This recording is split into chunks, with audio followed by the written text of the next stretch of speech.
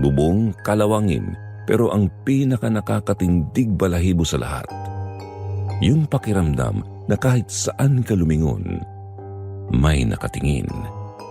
Kahit wala kang makita, kahit wala ka pang ginagawa. At bago pa kami tuluyang makalipat, may mga naririnig na kaming bulong mula sa kisame. Wala namang atik. Sir Jupiter, akala ko dati gawa lang lahat ng takot namin sa imahinasyon o baka gawa ng kulam mula sa aming kapitbahay. Pero habang tumatagal kami ron, napagtanto kong hindi lang basta kulam ang pumasok sa bahay namin.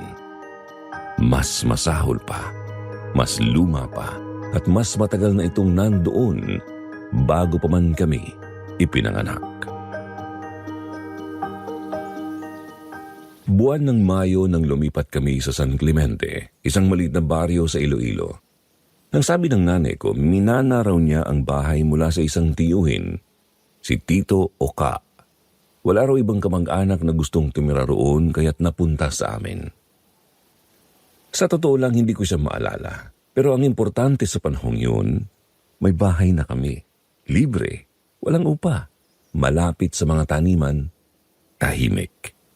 Para sa amin, biyaya yun.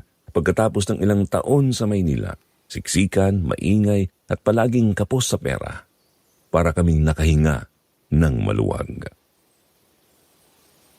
Hindi kami mayaman, Sir Jupiter, pero buo kami noon. Si Papa, dati siyang karpintero, nawala ng trabaho sa syudad kaya kahit anong racket tinanggap niya. Si Mama naman mahilig sa halaman at mga lumang dasal. Hindi ko alam kung saan niya natutunan ang mga dasal na yon. Mga salitang hindi ko kabisado pero palagi niyang binubulong habang nagdidilig o bago matulog. Ako ang panganay sa 5. Si Luis ang kasunod. Tahimik lang, laging may hawak na patpat o kutsilyo para gumawa ng laruan. Si Rosa medyo matigas ang ulo pero malambing sa bunso. Si Benji masiyahin, palaging may tinatagong candy sa bulsa. At si Jello, ang bunso namin, 5 taong gulang noon. Takot sa dilim, maselan sa pagkain at halos hindi umaalis sa tabi ko. Nung una naming makita ang bahay, mukhang payapa. Luma pero matibay. Isang palapag, may 4 na silid, may taniman ng saging at mangga sa likod, at isang maliit na poso sa gilid. Simento ang pader, kahoy ang sahig, at may mahabang pasilyo mula sala hanggang likod. Sa papel, halos perpekto. May kung anong hindi mo maipaliwanag kapag tumayo ka sa harap ng bahay, para bang may tumitingin mula sa loob. Kahit walang tao, kahit sarado ang mga bintana. Ang bahay na katabi namin halos kasing luma rin, gawa sa bato at kahoy. May malawak na balkonahe at laging sarado ang bintana. Doon nakatira si Aling Oria. Hindi ko na maalala kung sino ang unang nagsabi na mangkukulam daw siya. Pero halos lahat ng matanda sa barangay iisa ang tono kapag binabanggit ang pangalan niya. Hindi nagkakapit bahay, hindi nagsisimba, hindi lumalabas maliban kapag 3:00 ng hapon kung kailan lumalabas siya sa balkonahe at tatayo roon. Tahimik, parang may hinihintay. Payat, maputla at laging nakaitim. Hindi po siya kumikibo, pero ramdam mo ang bigat ng presensya niya. Una naming linggo sa bahay, puro ayos lang kami ng gamit. Si Papa inaayos ang bubong, si Mama nagtatanim agad ng gumamela sa harap. Kami namang magkakapatid, abala sa paglilinis ng kwarto at pag-aayos ng lumang aparador. Gabi-gabi, sabay-sabay kaming kumakain sa ilalim ng ilaw ng Petromax. Sabay dasal, sabay tulog. Sa kabila ng pagod, masaya kami. Wala pa kaming ideya kung ano ang nakasulat sa kasaysayan ng bahay na yon. Pero kahit sa mga unang araw pa lang, may mga maliliit ng bagay na hindi tama. May araw na nagluto si Mama ng sinigang. Mainit pa raw nung iniwan niya saglit sa mesa. Pero nang balikan niya, malamig na parang isang buong araw ang lumipas. Wala namang problema sa kalan, hindi naman nakabukas ang bintana. Yung alagang pusa ni Rosa, si Mingay, ayaw tumawid ng pinto. Hanggang sa labas lang siya. Kahit anong hila, hindi papasok. Kung minsan paikot-ikot siya sa ilalim ng silong, pero hindi talaga umaakyat. Gabi naman, doon ko unang napansin yung mga kaluskos. Akala ko daga, pero mabigat ang tunog, parang mga yapak. Hindi mabilis, mabagal. Galing sa kisame. Ang problema, Sir Jupiter, wala kaming atik, wala ring bakas ng butas o bubong na pwedeng daanan. May mga pagkakataong biglang bumabagsak ang temperatura ng kwarto, literal na lumalamig kahit tag-init. Tapos yung ilaw, kusang pumapatay kahit bagong palit. Kalaunan, nagsimula ng bangungutin ang aming bunso. Gigising siya ng umiiyak, ayaw matulog mag-isa. Hindi na rin siya tumatambay sa salas kahit umaga. Lagi siyang nakakapit sa akin. Noong una, iniisip lang namin na adjustment lang siguro. Bago ang lugar, bago ang bahay, naninibago ang katawan. Ganon ang sinasabi ni Mama tuwing napapansin naming may kakaiba. Pero habang tumatagal, hindi lang katawan ang naninibago, pati isipan. Lahat kami parang palaging pagod. Si Papa laging wala sa sarili. Si Mama nagkukulong sa kwarto. Si Luis laging gising tuwing madaling araw.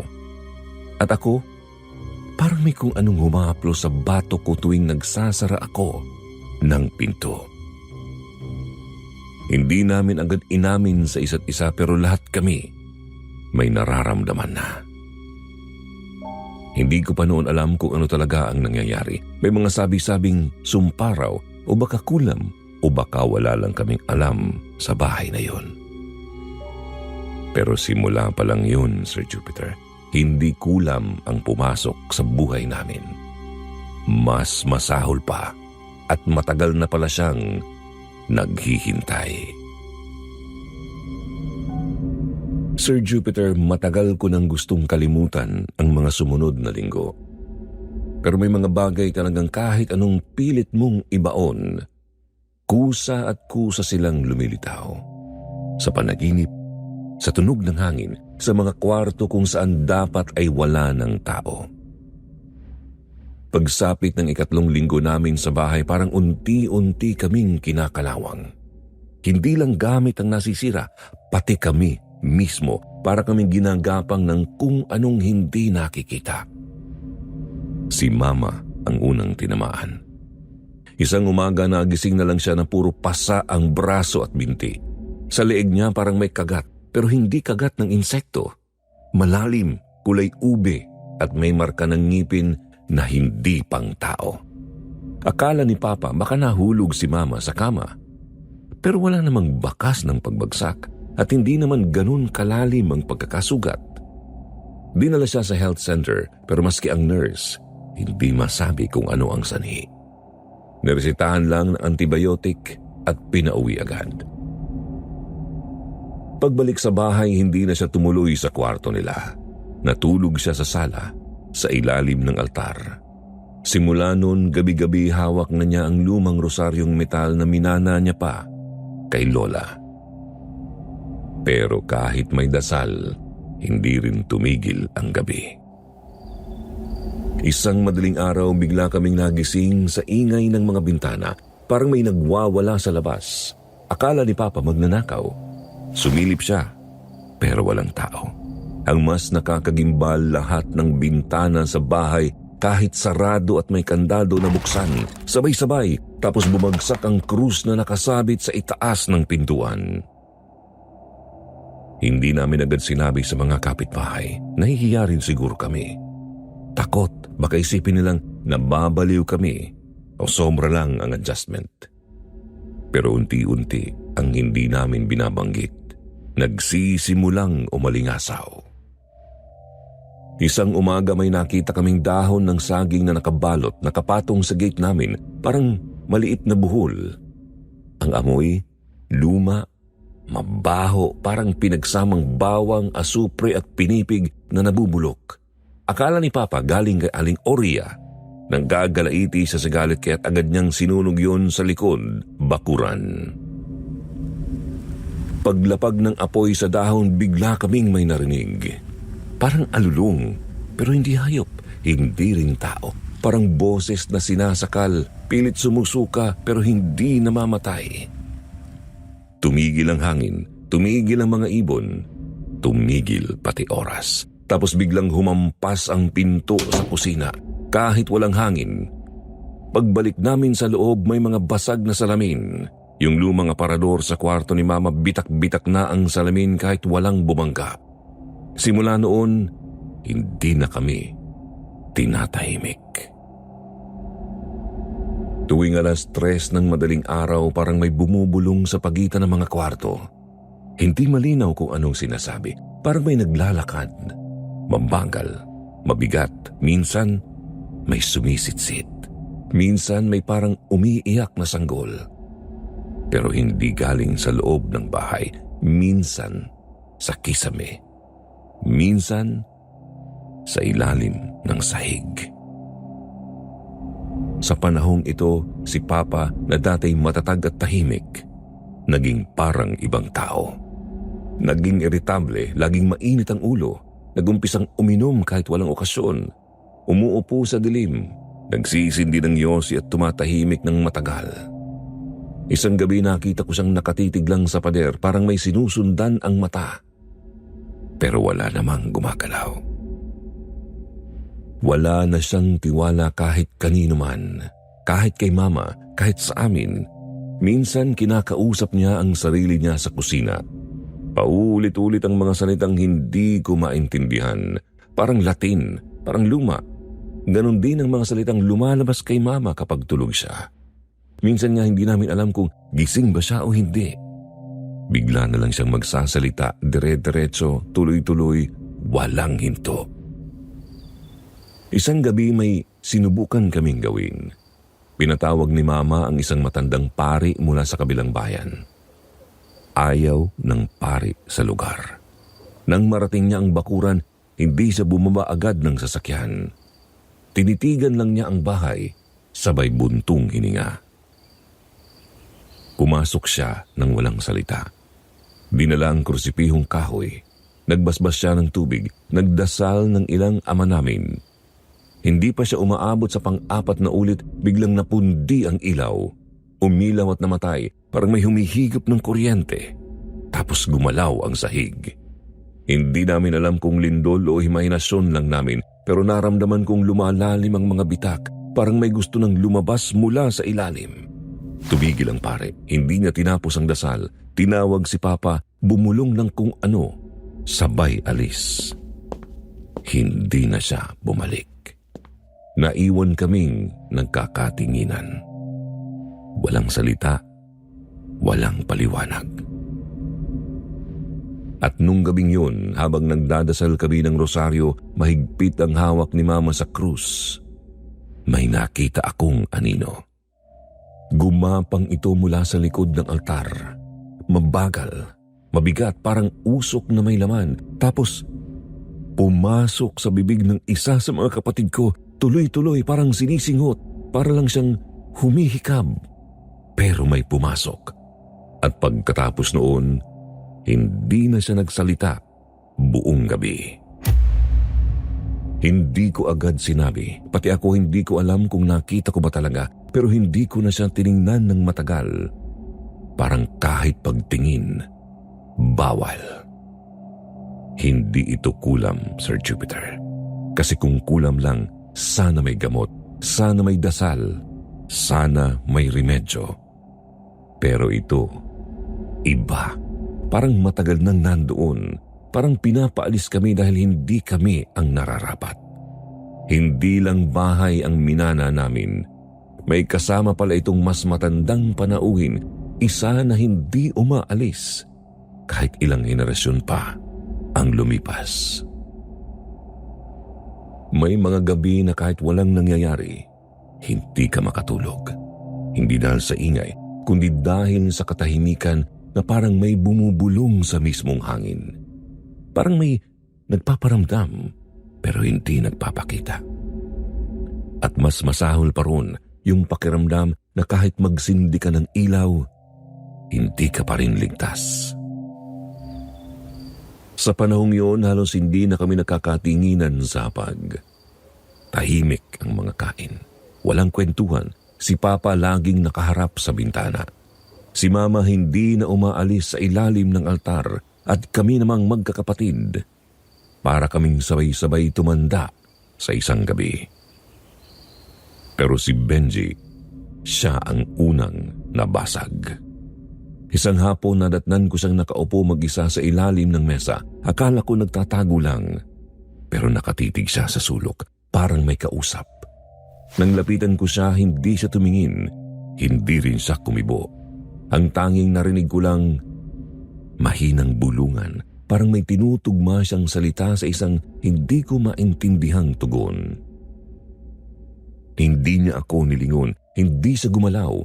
Wala siyang reaksyon. Alam mo, parang wala ako roon. Mula noon, palagi na siyang may kausap. Minsan nakaupo siya sa bakuran, nakangiti mag-isa. Minsan, kinakausap niya ang pader. Minsan, hinahawakan niya ang mga gamit na hindi niya dati pinapansin. Yung laruang kahoy ni Luis, yung rosaryo ni Mama, yung kutsilyo sa kusina. Tinanong siya minsan ni Mama kung sino ang kinakausap niya. Ayaw niyang sumagot, pero kinagabihan, binanggit niya sa akin ng walang emosyon. May mga bata raw sa bahay. 5 raw sila. Lahat walang muka. Nung sinabi niya yon, parang may humigpit sa dibdib ko. Hindi siya mukhang nagsisinungaling, pero mas nakakatakot dahil parang wala rin siyang pakialam. Parang nasanay na siya sa presensya nila. Simula noon, kahit kami na rin, nakakaramdam ng kung anong presensya sa likod ng likod namin. Kahit nasa loob kami ng kwarto, parang may nakasilip sa ilalim ng pinto. Kahit may takip ang salamin, parang may anyo sa gilid ng mata.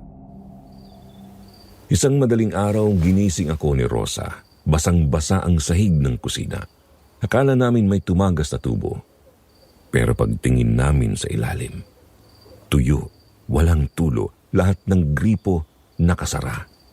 Ang tubig, kulay itim. Makintab, malapot, may amoy na parang bulok na ugat. Hinawi ni Papa gamit ang walis, pero hindi ito natutuyo, para bang hindi tubig. Kinabukasan, may isang matandang lalaki na dumaan sa bahay. Naglalako raw ng yantok at tinapa. Napatingin siya sa bubong namin habang dumadaan. Huminto siya, tumingin sa harap ng bahay. Sinabi niya sa akin habang nakasilong siya sa punong mangga, mahina lang ang boses niya, parang ayaw mapakinggan ng ibang nilalang. Na matagal na raw niyang alam ang bahay na ito. Matagal na raw walang tumatagal dito. Hindi raw ito para sa tao. Hindi ko siya sinagot, hindi ko rin alam kung paano tatanggapin ng sinabi niya. Pero mula noon, hindi ko na nagawang lumakad ng hindi lumilingon. Parang may palaging nakasunod. Sa loob ng bahay kahit tanghali, ang ilaw sa hallway palaging malabo. Ibang anino kapag doon ka dumaan, parang may kasama kang hindi mo kilala. Minsan nararamdaman kong may malamig na hangin mula sa kisame kahit hindi naman tag-ulan. At gabi-gabi, 2:59 a.m., laging 2:59. Doon nagsisimula ang kaluskos, ang mga yabag, ang mga tunog na hindi mo alam kung guni-guni lang o may ibig sabihin. Hindi ko na rin maalala kung kailan kami huling nang tawanan sa loob ng bahay na yun. Lahat kami para kaming naglalakad sa manipis na salamin, bawat tunog, bawat galaw, parang may nagmamasid. At ang pinakamasakit, hindi mo masabi kung kailan ka pa naging bisita sa sarili mong tahanan. Hindi na ito kulam, Sir Jupiter. Hindi ito basta masamang loob ng kapitbahay. Ito ang mismong bahay Ang lupa, ang hangin, ang espasyo, para bang may matagal nang nakatira dito. At tayong mga dumaan, mga pansamantalang katawan lang na nilalaro. Sa bawat pagdilat para kang mas lumalapit sa hindi mo maintindihang pagkakabihag. Minsan iniisip ko kung kailan talaga kami nagsimulang mawala. Hindi sa araw na nakita naming basa ng itim ang sahig. Hindi rin noong nagsimulang magsalita si Benji sa mga kaibigan niyang walang mukha. Hindi pa siguro noong pumutok ang mga bintana o bumagsak ang krus. Siguro nagsimula talaga noong hindi na namin matandaan kung anong araw na. May mga umaga kasi, sabay-sabay kaming gigising. Pero parang wala kaming tulog. Magkakatabi kaming natutulog para mas ligtas. Pero kahit ganun, palaging may isa sa amin na nagsasabing naramdaman niya raw na mag-isa siya buong gabi. Si Jello sumisigaw habang natutulog pero hindi gisingin. Si Mama, naglalakad sa dilim. Si Papa, lalo siyang naging tahimik. Hanggang sa isang araw nagising na lang si Mama na hindi siya si Mama. Nakatayo siya sa gitna ng kwarto, mata ay nakatingin sa kisame, parang hinahatak ng kung anong hindi natin maabot.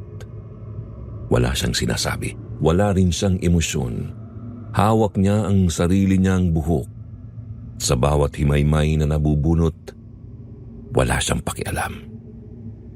Kinausap namin siya, tinawag siya ni Papa pero wala. Lumapit si Benji at doon siya biglang nagsalita. Hindi sa boses ni Mama. Boses ng lalaki.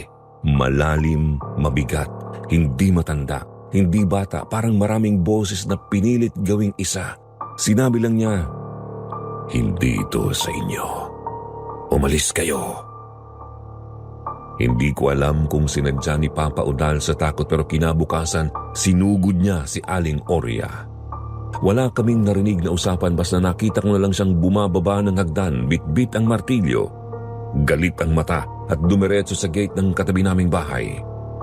Wala raw sinasagot si Aling Oria. Tahimik lang siya sa may pintuan pero nakatingin lang kay Papa. Parang hindi natatakot. Pagbalik ni Papa nanginginig ang buong katawan niya. Hindi niya nabitawan ang martilyo hanggang gabi at mula noon, hindi na siya nagsalita. Para siyang tuluyang kinain ng puot na hindi niya may paliwanag. Doon na kami pinilit ni Mama na tumawag ng ibang pari. Hindi na yung una kasi tumanggi na siya. May nagsabi na sa kabilang probinsya raw may matandang paring bihasa sa malalalim na paglilinis. Wala kaming ibang mapili. Dumating siya isang hapon. Payat, puti na ang buhok, bitbit ang krusipeho at bote ng langis.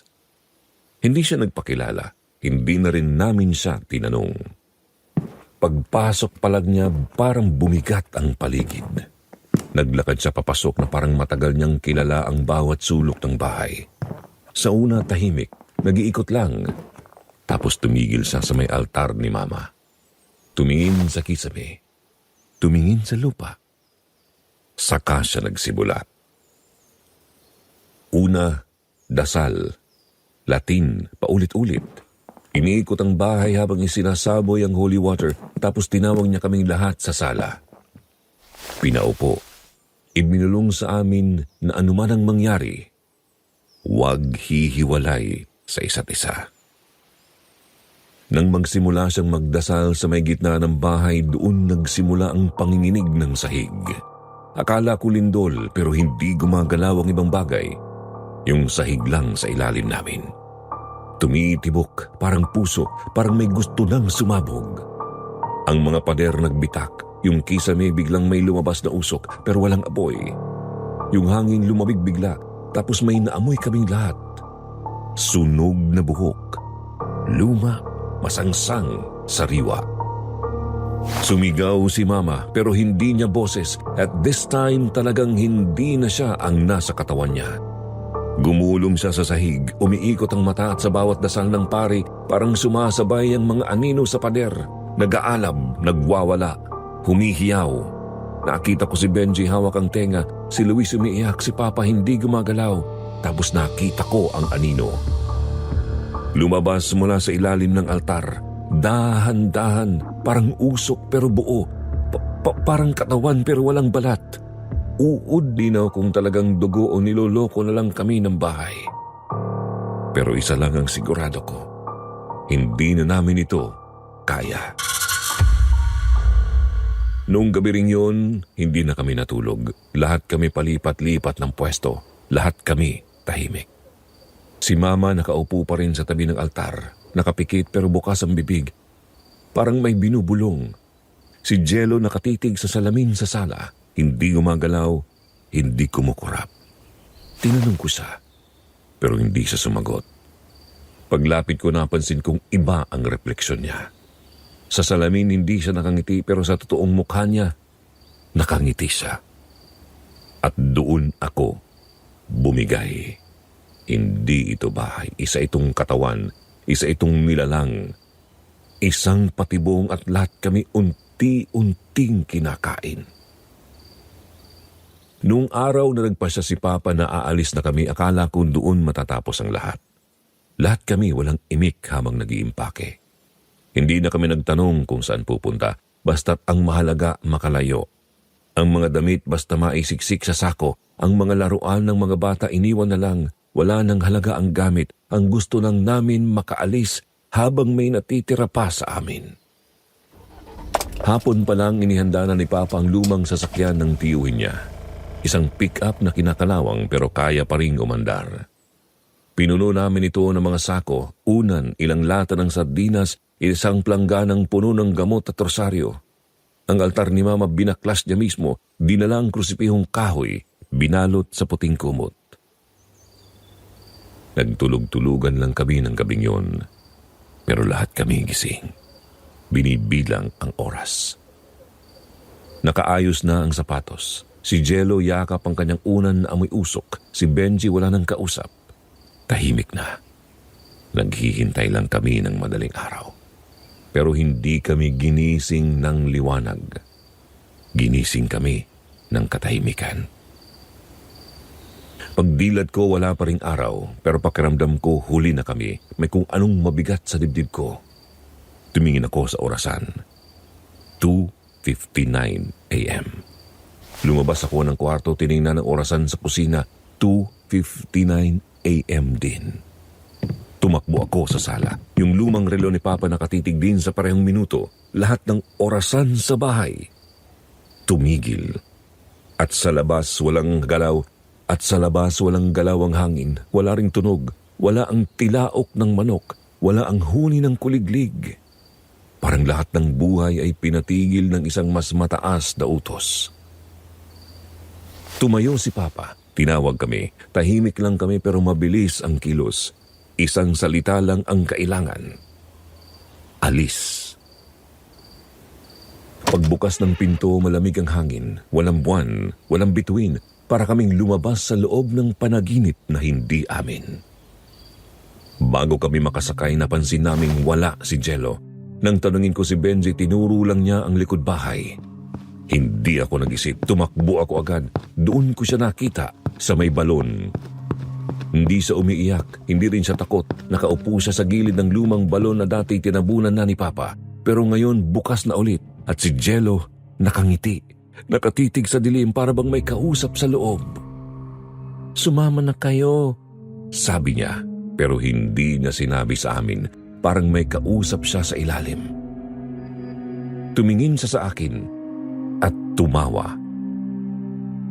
Hindi na parang bata ang tawa niya, mababa, buo, parang nanggagaling sa ilalim ng lupa. Nang hatakin siya ni Papa palayo, hindi siya pumalag pero buong gabing hindi na siya nagsalita. Tinitigan lang niya ang mga kamay niya habang sinisiksik kami sa loob ng pick-up. Umandar ang sasakyan. Tumakbo kami palabas ng bakuran. Wala kaming iniwang sulat. Wala kaming paalam. Lahat ng pinto bukas, lahat ng ilaw patay. At sa likod naming tanaw ang bahay. Tahimik. Parang walang nangyari. Pero habang lumalayo kami, may napansin ako sa gilid. Ang bahay ni Aling Oria. wala na. Yung dating lunti ang bakod na tabunan ng damo, yung mga paso ng halamang gamot na tumba, yung bahay sarado, walang ilaw, walang anino. Parang matagal nang iniwan. 3 araw lang ang pagitan mula nung huli ko siyang nakita sa balkonahe, pero ngayon parang buwan na ang lumipas. Walang bakas ng tao, wala ring nagtanong. Hindi na siya nakita sa baryo. Walang balita, wala ring naghanap. Para bang siya ang unang kinuha. At kami na lang ang kasunod. Nang makarating kami sa kamag-anak ni Mama sa kabilang bayan, pinatulog kami agad. Walang tanungan, walang kwento. Pero nang sumapit ang gabi, doon ko siya napanaginipan. Hindi si Aling Oria, hindi si Mama, kundi ako. Ako mismo, nakahiga sa ilalim ng bahay. Wala akong magawa. May lupa sa bibig ko, sa mata, sa loob ng ilong. Hindi ako makagalaw. Parang buhay pa ako pero hinuhukay na ako pabalik sa ilalim. Sa panaginip kong yon may narinig akong boses. Hindi boses ng tao. Sabi niya, hindi ka pabayad.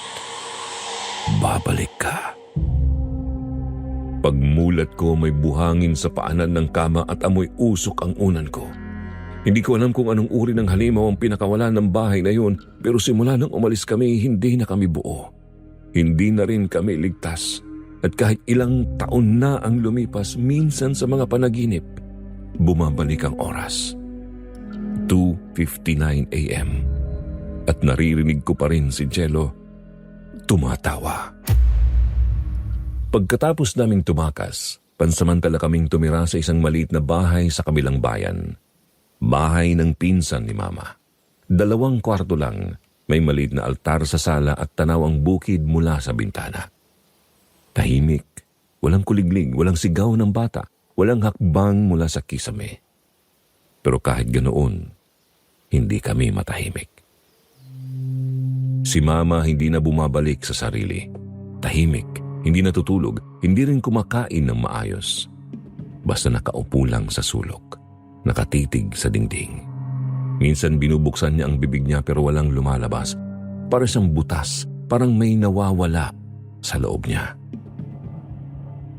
Si Papa halos hindi makausap. Kailangan siyang bantayan. Isang beses bigla na lang siyang naglakad palabas ng bahay, walang sapin sa paa, parang may sinusundan sa dilim. Nahabol siya ni Tito bago siya makarating sa kalsada. Kami naman ng mga kapatid ko sinubukan naming bumalik sa normal. Pero paano kung ang normal ay hindi na pwedeng balikan? At si Jello, siya ang pinakatahimik sa lahat. Hindi siya umiiyak, hindi siya naglalaro, nakaupo lang, minsan nakangiti. Pero hindi sa amin, parang sa kung sino mang nasa gilid ng mata niya. Doon na nagpasya si Tito na magpatawag ng dasal. Prayer vigil, walang pari, mga kapitbahay lang. Matatanda sa barangay. May hawak na rosaryo, may dalang kandila, may bitbit na dasal na hindi ko alam kung galing ba sa simbahan o sa sinaunang paniniwala. Ginanap ito sa mismong sala ng bahay na tinutuluyan namin. May 11 tao, lahat pawang mga kilalang deboto. Tumayo sila sa paligid ni Mama na nakaupo lang sa banig. Tila hindi niya alam kung nasaan siya. Nakatikom ang bibig pero gumagalaw ang mata. Mabilis, parang sinusundan ang hindi nakikita. Sinimula ng dasal bandang 8:00 ng gabi. Mabagal ang simula. Dasal, dasal, dasal. Paulit-ulit. Aba, Ginoong Maria, Ama namin, Santa Maria Inang Diyos, paulit-ulit, parang orasyon, parang lambing, parang kulong. Nagbukas si Tito ng bintana, saka ko lang napansin, walang hangin, walang kuliglig, walang aso, walang tunog ng gabi. Para kaming nakabukod sa mundo. Sa 2 oras ng dasal, nagsimula ng manginig si Mama. Hindi parang giniginaw, hindi rin parang sinasapian, parang may kumakain sa loob niya. Umiikot ang mga mata niya tapos unti-unti nagsalita siya. Hindi niya boses, Hindi boses ng kahit sinong narinig ko noon. 1, 2, 3, 4, 5, 14 na boses ang narinig ko.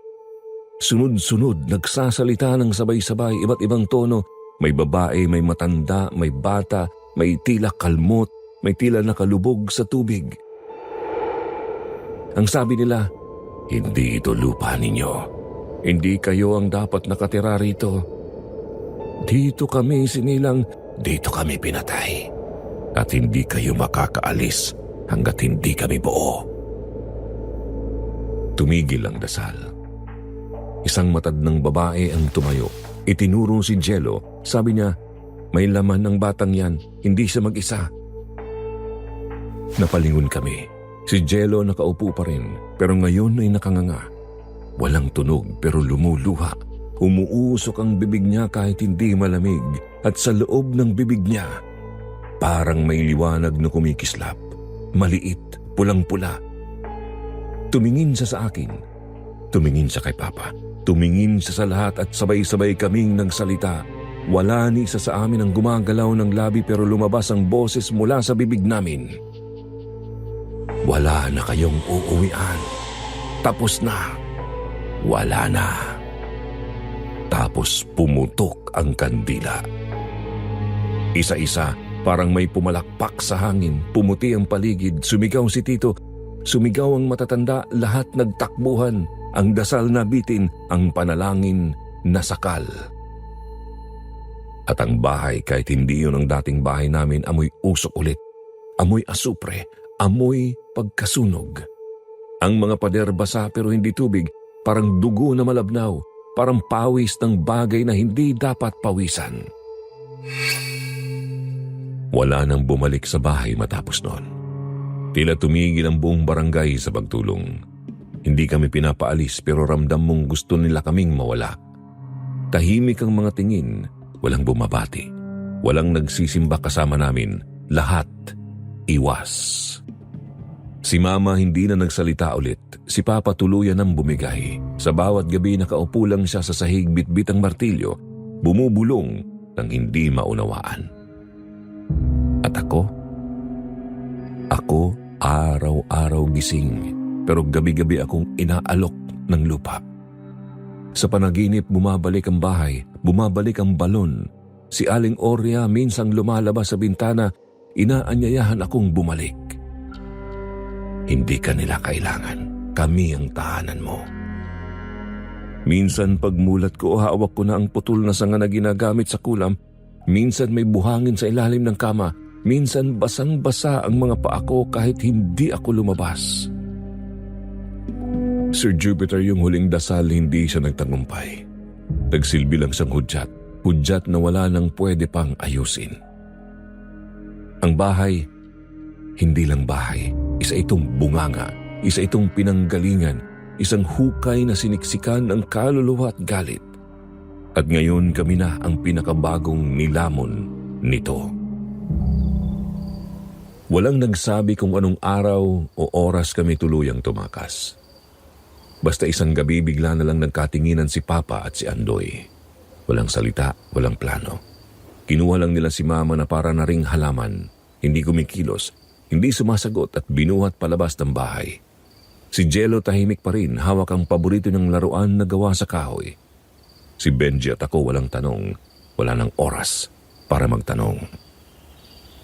Ang gabi ay parang ilog, malamig, tahimik pero may agos na hindi natin nakikita. Hindi na kami nagbihis, hindi na kami nagimpake. Wala nang kahit ano kundi sariling katawan, isang lampara at ang dasal na hindi na namin buo kung binibigkas pa ba.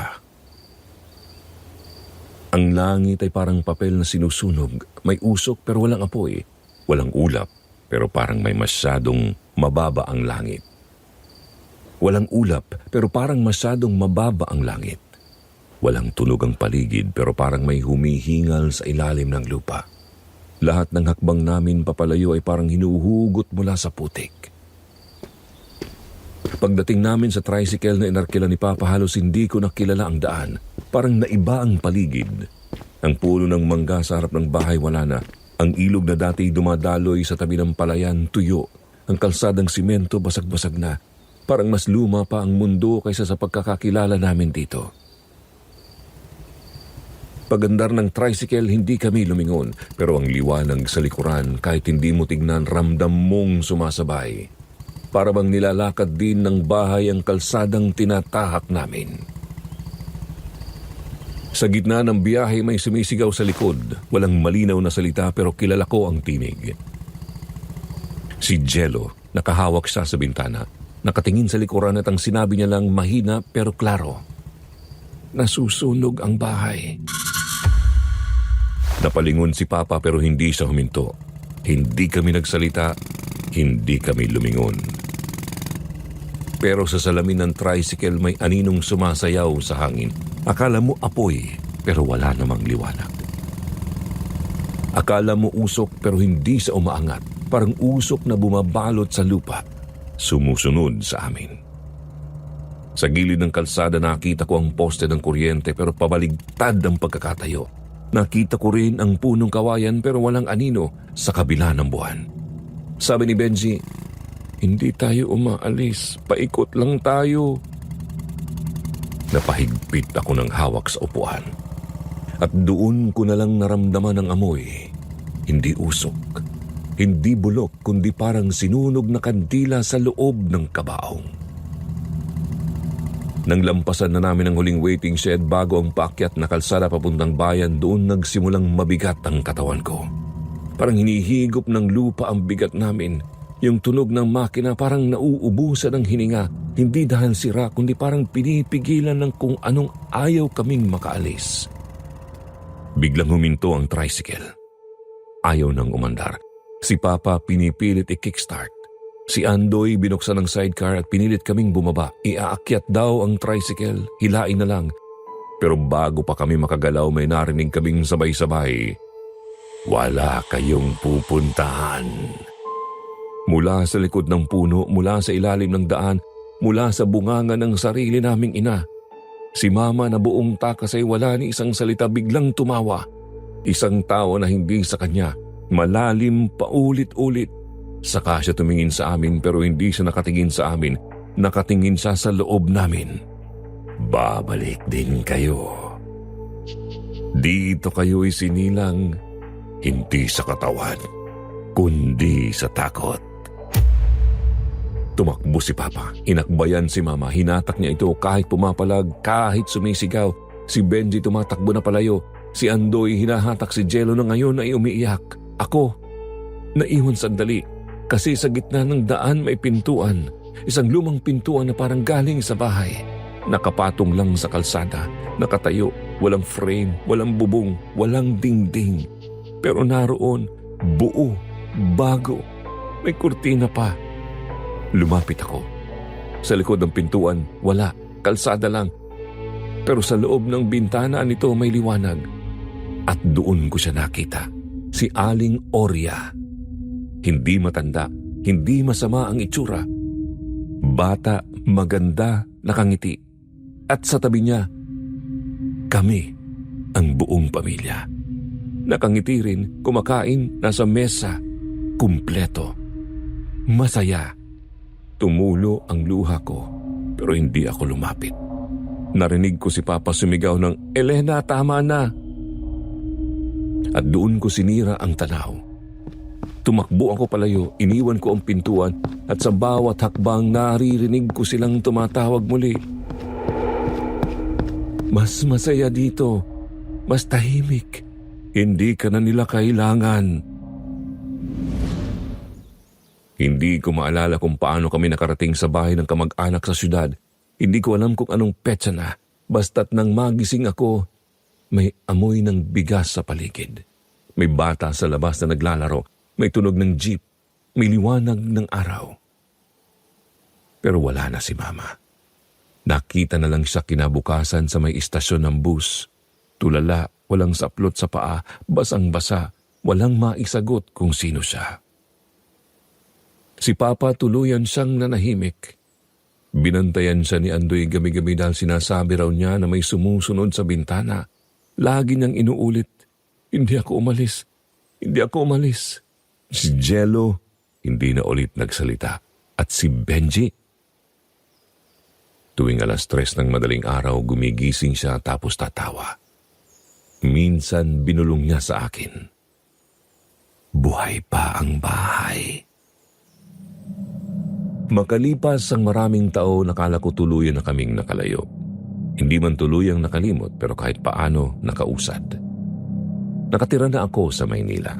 Nagtatrabaho, may sarili ng pamilya. Wala na si Papa. Sumunod na rin si Mama, ilang taon lang ang pagitan. Si Jello, nasa ilalim pa rin ng alaga. Si Benji, tahimik na rin pero wala na ang tawa niya tuwing 3:00. Si Andoy, hindi na bumalik sa probinsya. Pero ako ang bumalik. Hindi ko rin alam kung bakit, siguro dahil sa panaginip o baka sa kutob. Pero may isang linggo na puro putik ang paanan ko paggising. May isang linggo na ang kisame ko ay may tunog, yung marahang kaluskos, parang may umaakyat pero hindi bumababa. May isang linggo na tuwing pipikit ako, pintuan lang ang nakikita ko. Puno ng kurtina, bukas kahit walang pader. Kaya umuwi ako, mag-isa. Walang paalam sa asawa. Hindi ko na binanggit kung saan ako pupunta.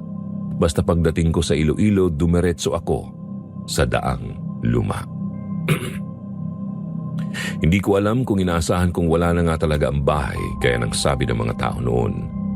Pero ang hindi ko inaasahan, nandoon pa rin ito. Mas buo pa kaysa sa dati. Mas malinis, mas puti ang pintura, parang bagong gawa. At may mga bata sa loob. 3 babae, 1 lalaki. Tumatakbo sa bakuran, naglalaro. May isang babaeng nakatayo sa may pinto, nakangiti habang pinagmamasdan sila. Hindi ko siya kilala, pero parang kilala ko ang ngiti. Yung tila ba pamilyar kahit imposibleng mangyari. Tumigil ako sa tapat.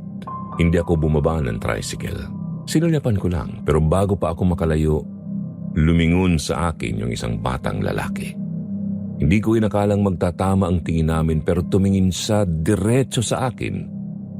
Saka siyang umiti. Parehong-pareho sa ngiti ni Benji nung bata pa siya. Bigla akong naluha. Hindi ko alam kung dahil sa kaba o sa awa. Hindi ko rin alam kung para kanino ang awa. Para sa batang yun? Sa babaeng nakatayo sa pinto o sa sarili ko na kahit kailan hindi na muling tatawid sa pintuang yon. Pag-uwi ko sa Maynila, tinanong ako ng asawa ko kung saan daw ako galing. Sabi ko, wala. Naglakad-lakad lang. Pero buong gabi, hindi ako makatulog. Kasi tuwing ipipikit ko ang mata ko, naroon ulit ang bahay. At sa panaginip kong yun, ako na ang nakatayo sa pintuan. Ako na ang nakangiti at may batang babaeng nakatingin sa akin mula sa kalsada. Siya na ngayon ang bumibisita. Buhay pa nga ang bahay, Sir Jupiter, at laging may inaanyayahang pumasok. Pagkatapos ng lahat, tahimik ang buhay. Pero hindi ibig sabihin na payapa. Nang mailipat na kami sa Maynila, nagtuloy-tuloy ang mga taon na parang walang nangyari. Nag-aral ulit si Benji. Si Andoy nagtrabaho bilang helper sa isang tindahan. Ako tinanggap bilang assistant sa isang maliit na opisina. Kayang ngumiti, kayang magsalita, kayang magpanggap. Pero sa gabi, ibang usapan. Hindi ko alam kung kailan huling nakatulog si Papa ng mahimbing. Gising siya palagi tuwing 3:00. Tinititigan ng kisame. Minsan bigla na lang babanggitin ng mga salitang hindi niya dapat alam. Lumang hiligay nun, ayon sa isang lingwistang nakausap ko. Pero hindi raw talaga hiligay nun. Parang halo, parang orasyon, parang dasal na isinulat ng mga nilibing ng buhay. Si Mama hanggang ngayon ay ayaw tumingin sa salamin. Kahit anong pilit, kahit sa mall, tinatakpan niya ang sariling muka. Minsan na siyang nagwawala sa ospital dahil nakita raw niya ang sarili. Pero hindi raw siya yun. Wala raw mata, wala raw bibig, puro lang bunganga na may ngipin sa loob ng ngipin. Si Jello hindi na muling nagsalita. Hindi ko alam kung kaya pa niya, hindi rin namin alam kung siya pa ba talaga yun. Sa tuwing tatanungin namin kung gusto niyang maglaro, titingin lang siya sa bintana tapos tatawa ng mahina. Minsan mapapansin naming naglalagay siya ng pagkain sa ilalim ng kama. Tinapay, asukal, tubig. Akala namin laro. Pero minsan pagbalik namin, ubos at may bakas ng putik sa sahig kahit walang pumasok. Si Benji ang pinakamalapit sa bumalik sa normal. Pero kahit siya, may galaw sa gabi. Isang beses naabutan ko siyang nakaupo sa dilim. Walang suot sa itaas, may nakaukit sa dibdib niya gamit ang basag na plastik. Hugis ng pintuan. At nang tanungin ko siya kung bakit, ang sagot lang niya ay para maalala nila na may bumukas. Ako ang sumulat ng lahat ng ito kasi sabi mo nga, Sir Jupiter, may mga kwento raw na hindi lang takot ang hatid, kundi babala. Kaya ito na yun.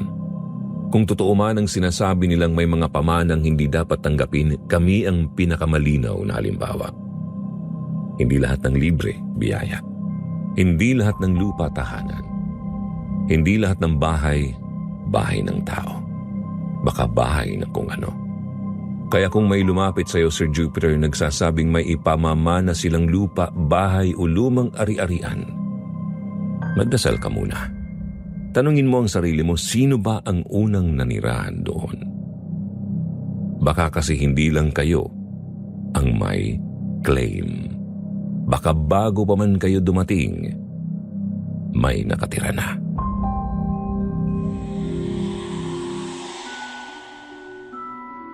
Bata pa lang po ako ay lagi kong nakikita si Lolo Beat na may nakataling magnet sa kanyang bewang. Tinatanong ko siya noon kung para saan yun at ang sagot niya lang ay anting-anting daw niya yun para hindi siya lapitan ng mga engkanto.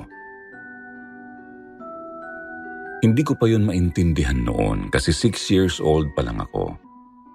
Akala ko ay kinikwentuhan lang ako ng lolo ko. Lagi kasi naming bonding noon habang kumakain ng inihaw na mais ay ang magkwentuhan. Madalas diyang ikwento ay tungkol sa mga diwata at engkanto. Tuwang-tuwa ako sa kanya kaya lagi akong nakikinig sa mga kwento niya. Pero nung namatay ang lolo ko, doon ko palang tinanong si Lola kung bakit namatay si Lolo Beat.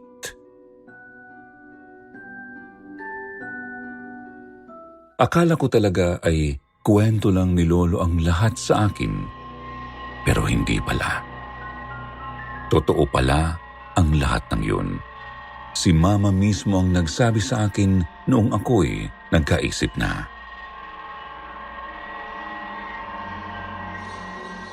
"16 years old ako nang mamatay si Lolo Beat. Akala ko ay nalunod lang siya sa ilog dahil doon namin natagpuan ang kanyang katawan. May ilog po sa lugar namin. Sa tabing ilog, madalas makipag-inuman ang lolo ko. Habang nagiinom kasi sila ay sinasabayan nila ng pamimingwit ng isda. Marami pa pong isda noon sa ilog namin. Malinis ang ilog at pwede talagang kainin ang mga isda. Kapag nakabingwit sila ay doon din nila niluluto sa tabing ilog para may pampulutan na sila.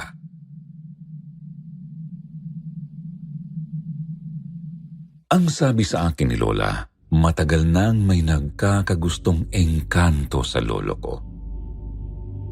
Lagi raw nitong pinagpapakitaan ng lolo at inaaya na sumama na sa kanilang lugar. Gustong-gusto siyang isama ng engkanto. Kung ano-ano na raw ang binibigay ng engkantong yon kay Lolo Beat para kapalit niya.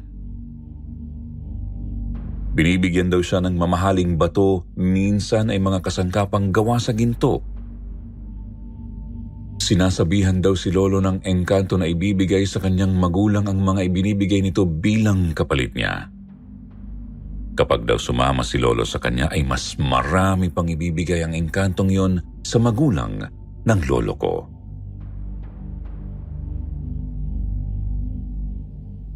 Pero hindi raw pumapayag ang lolo ko sa alok ng engkantong yon dahil noon daw ay na-in love na ang lolo ko sa aking lola. Ipinaglaban daw niya si lola sa engkanto.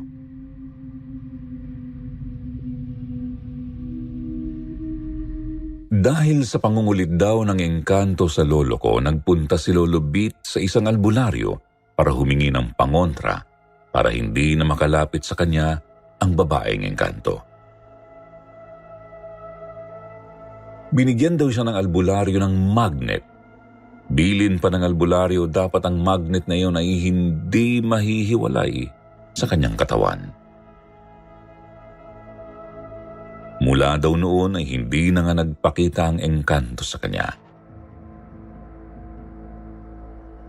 Pero isang beses, napanaginipan daw ito ni Lolo. Sinabihan daw siya na pagdating ng araw ay kukunin siya nito.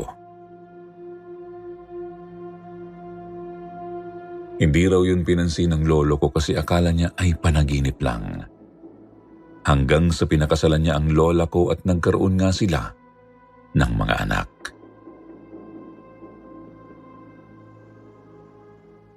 Ikinuwento raw ni Lolo Beat kay Lola ang lahat ng karanasan niya sa engkantong yon. Pero dahil nga hindi naman nakita ni Lola ang engkanto, nakinig lang siya sa mga kwento ni Lolo. Pero hindi niya yun pinaniwalaan.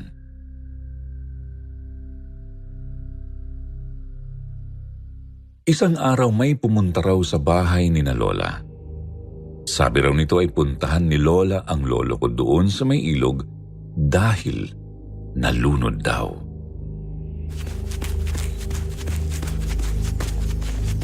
Dali-dali nagpunta ang lola ko sa ilog. Nang malaman yun ni Mama, sumunod din siya. Ang mama ko po, Sir Jupiter, ay ipinanganak na bukas ang third eye.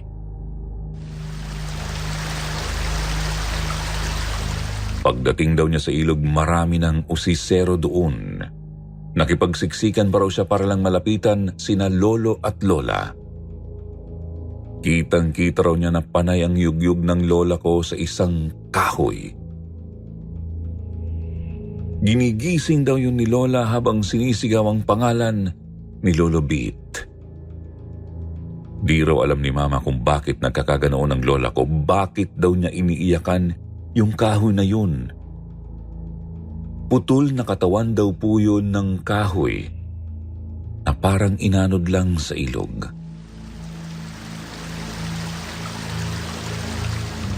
Nahimasmasan daw ang mama ko sa pagkatitig ng kalabitin siya ng katabi niya na kapitbahay namin. Sinabihan daw siya na, "Nalunod ang papa mo." Inagilap daw niya ng tingin kung nasaan si Lolo. Nakita raw niya itong naglalakad sa tubig papunta doon sa bangka na medyo nasa gitna ng ilog. May kasama raw ang lolo ko na isang babaeng nakaputing damit.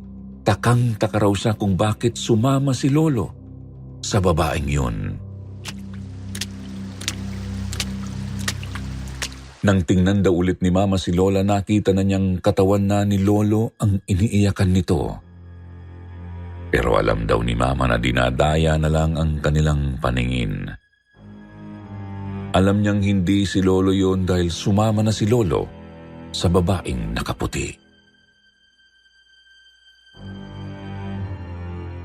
Nagkwento pa sa akin ang mama ko noong bata pa raw siya, palagi siyang may nakikitang magandang babae na nasa bakuran ng bahay nila noon.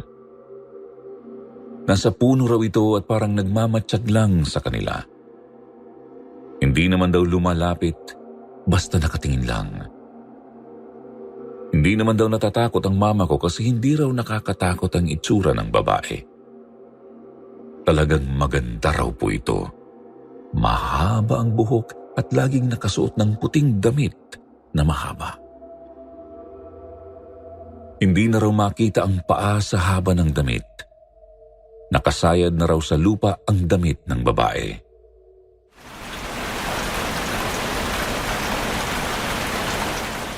Nagtataka pa siya na minsan nagpupunta raw ang babae kahit malakas ang ulan. Maputik daw ang bakuran nila noon dahil sa laging basa ang lupa. Pero nagtataka siya kung bakit hindi nadudumihan ng putik ang kulay puting damit ng babae.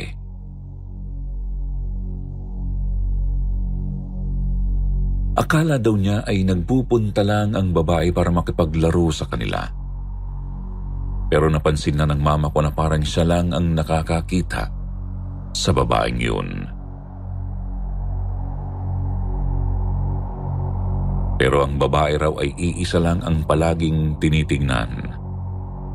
Laging kay Lolo Bit lang nakatingin, tapos ngumingiti pa raw ito.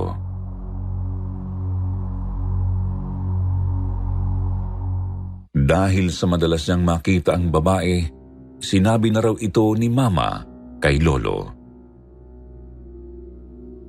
Gulat na gulat daw ang lolo ko nang banggitin yun ni Mama sa kanya. Ang sabi na lang daw ni Lolo sa kanya, kahit ano ang sabihin ng babae, huwag niyang pakinggan. Huwag ding lalapit kapag tinawag siya. Huwag ding kakausapin.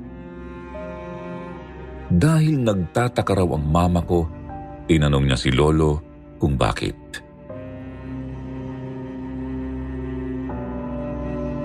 Ang sagot daw ni Lolo, kumukuha daw yun ng mga bata. Dahil sa takot ng mama ko, iniwasan na ni Mama na tumingin sa gawing yun ng bakuran nila, kung saan lagi niyang nakikita ang babae.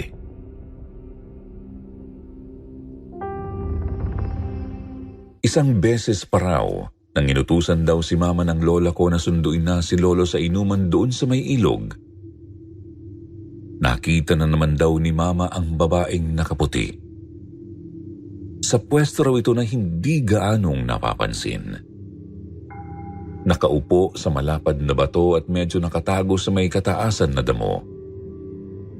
Pagdating daw ng mama ko sa may ilog bago niya tawagin si Lolo, napalingon daw siya sa babae dahil pakiramdam daw niya ay may nagmamasid mula doon. Kaya nung tiningnan niya at nakita nga ang babae, dali-dali daw niyang pinuntahan si Lolo at binulungan na umuwi na ito dahil nandoon daw ang babaeng nangunguha ng bata. Bigla raw natigilan ng lolo ko at nagpaalam na sa mga kaibigan niya na uuwi na raw siya. Sa di malamang dahilan, nagmadali raw silang dalawa na maglakad pa uwi ng bahay.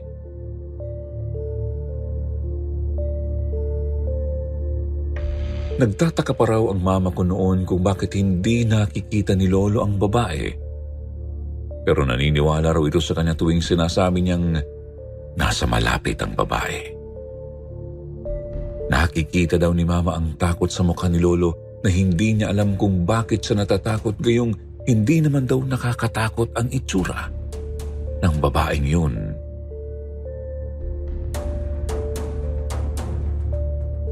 Dahil sa kalokohan ng mama ko, minsan ay ginagawa na lang niyang kalokohan ang nakikitang babae. Kahit wala naman sa lugar ay sinasabi niyang nandoon para umuwi na agad si Lolo sa bahay.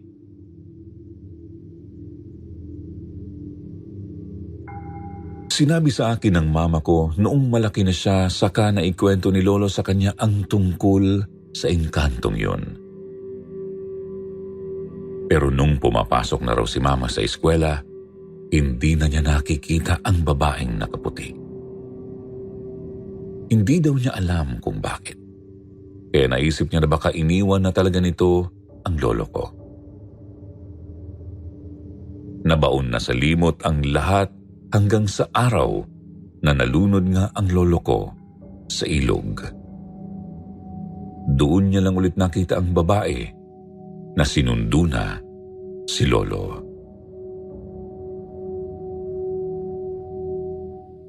Hindi raw alam ni Mama kung paanong namatay ang lolo ko, gayong sanay itong lumangoy. Hindi naman ito lasing, sabi ng mga kasamahan niya, dahil hindi pa sila nagsisimulang mag-inom ng oras na yon. Naisip tuloy namin na baka yun na ang sinasabi ng babae na panahon kung kailan niya susunduin si Lolo. Naisip ko rin na hindi kaya yung babaeng engkanto ang naglunod kay Lolo para makuha na niya ito? Gayunpaman, ang mga nangyari ay hindi na may babalik pa. Hindi na namin naisalba si Lolo kahit itinakbo pa sa ospital. Tinanggap na lang namin ang lahat. Pero huli na rin kasi nang sabihin sa amin ng mama ko ang nakita niya sa ilog nung nalunod si Lolo. Natulala raw siya noon at hindi alam ang gagawin. Hindi na rin niya naisip na baka nga pwede pang isalba si Lolo kung naghanap kami ng albularyo para bawiin siya.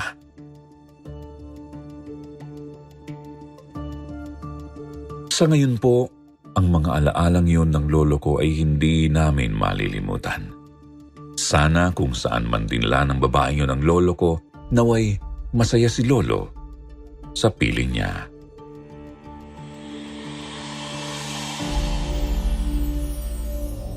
Meron po kaming lahi na pagiging witch doctor sa mother side. Ang lolo ko po na si Lolo Juan ay marunong manggamot o manakit. Sa madaling salita po, kaya niyang manggamot at kaya niya ring mangkulam. Nakatira po sila noon sa isang liblib na lugar sa probinsya. Nakapunta na raw ako noon doon noong 2 at 6 years old pa lang ako, sabi ni Mama.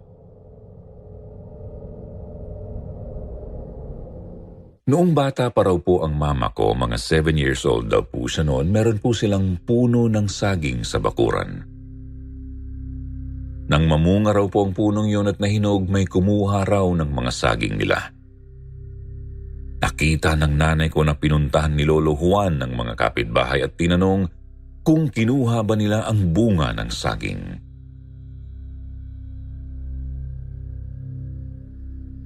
Nung nakauwi na raw si Lolo sa bahay, gumawa raw po siya ng ritual. Ilang oras daw ang lumipas, may isang pamilya ang pumunta sa kanila para magpagamot dahil lumaki raw ang tiyan nila. Inamin daw ng pamilyang ito na sila ang kumuha ng saging nang walang paalam. Pinagsabihan daw po sila ng lolo ko na huwag magnakaw sa susunod. Magpaalam daw kung gusto nilang kumain ng saging. Mabait naman po ang aking lolo kaya pinatawad niya ang pamilyang yun at pinagaling sila.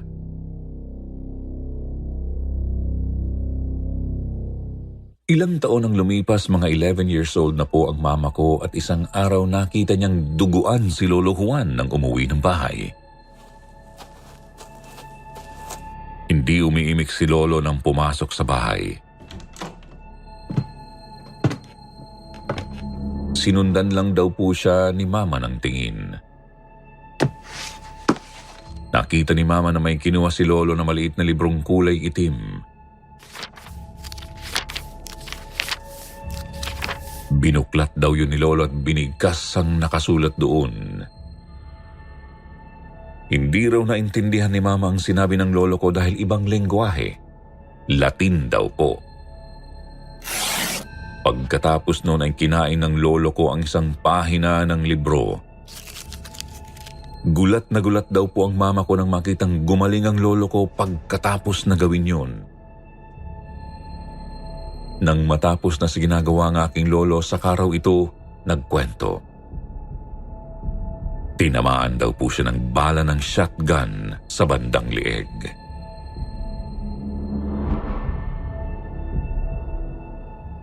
Nagtataka raw po sila Mama noon kung sino ang gagawa ng ganon sa lolo ko. Hindi naman daw po kasi siya pala kwento. Naisip daw nila na imposibleng makainggitan ng lolo ko dahil wala naman pong dapat kainggitan sa kanya. Bahay namin lagi ko pong nakikita ang collarbone niya at tinahawakan ko rin po ito kasi tuwang-tuwa ako. Tinanong ko rin po si lolo kung bakit siya natamaan ng bala ng shotgun noon. Ang sabi po niya na pagkamalan po siyang may atraso, kaya raw po siya binaril.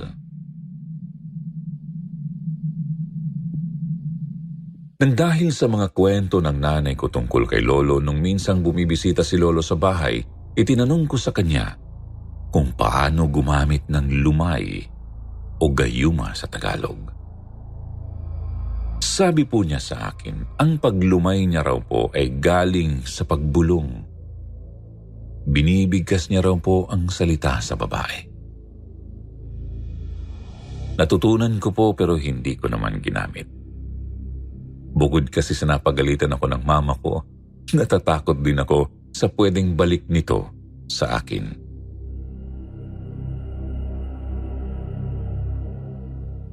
Ito pong susunod kong kwento ay tungkol naman kay Lola Marie, ang asawa ni Lolo Juan. Galing po siya sa mayamang angkan namin. Half Spanish at half Chinese po si Lola. Noong sumama si Lola kay Lolo ay itinakwil daw po siya ng pamilya niya. Kaya ipinagtataka ko kung paanong ang magandang si Lolo Marie ay umibig sa katulad ni Lolo. Mabait naman po talaga si Lolo. Puno lang talaga siya ng mga kababalaghan.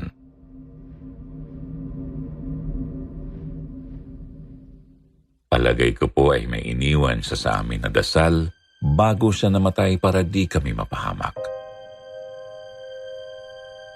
Noong namatay si Lola, may kinasamang bagong babae ang lolo ko.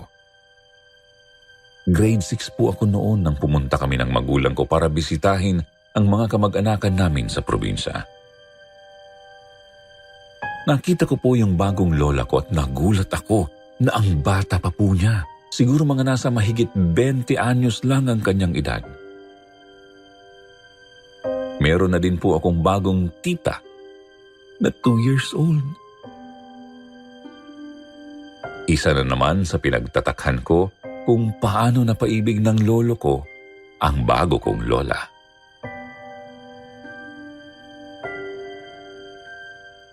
Isa sa mga kwento din po ni Lolo Juan sa akin ay noong bumisita sila ni Mang Fred sa kabilang baryo dahil may kaibigan daw po sila doon. Medyo malayo po ito sa lugar nila. Piyesta raw po noon kaya maraming tao.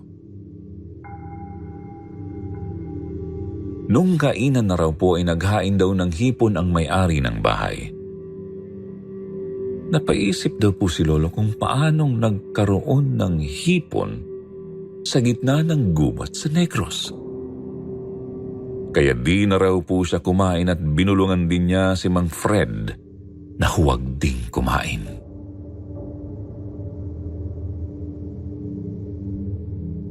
Maya-maya raw nakita raw po nila na sarap yung ibang mga kasama nila sa pagkain ng hipon. Habang sarap na sarap ay parang ayaw na daw nilang tumigil sa pagkain. Nung napansin ng mga taga roon na hindi raw kumakain ng hipon sina Lolo at Mang Fred, bigla raw nagbagong anyo ang mga ito. Naging aswang daw po ang mga taong yun. Dali-dali raw po silang tumakbo. Nung medyo malayo na sila, akala nila ay wala na po yung mga aswang. Pero hindi raw po nila alam na merong isang aswang na hindi sila tinantanan. Bigla na lang daw may mabilis na sumunggab sa kanila. Nakagat daw si Mang Fred sa likod. Dali-dali namang kinuha ni Lolo ang itim niyang libro at binasalang nakasulat doon. Hinampas-hampas daw po ni Lolo ang lupa gamit ang napulot niyang sanga ng kahoy. Natakot daw po ang aswang at tumakbo itong pabalik sa pinanggalingan. Nakauwi raw po nang ligtas silang dalawa. Ginamot pa raw ni Lolo si Mang Fred bago sila makauwi.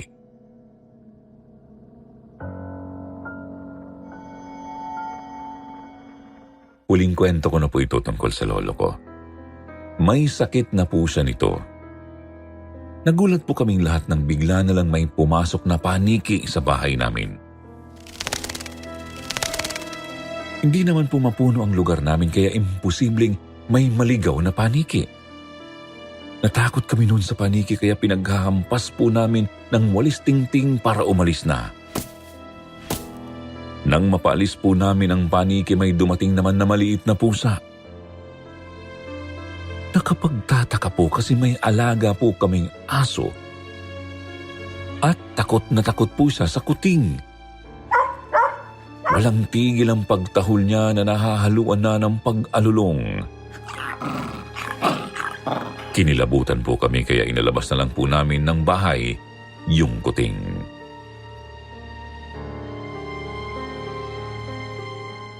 Maya-maya ay may natanggap na balita si Mama galing sa mga kapatid niyang nasa probinsya. Malubha na raw ang sakit ni Lolo.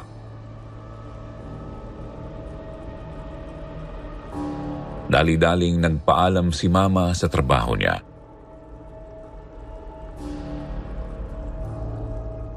Nung nakabalik na po si Mama, sabi niya po sa amin na matay na raw po si Lolo. Di rin po kami gaanong magkalapit ng loob ni Lolo pero sa puso ko, mahal na mahal po namin siya.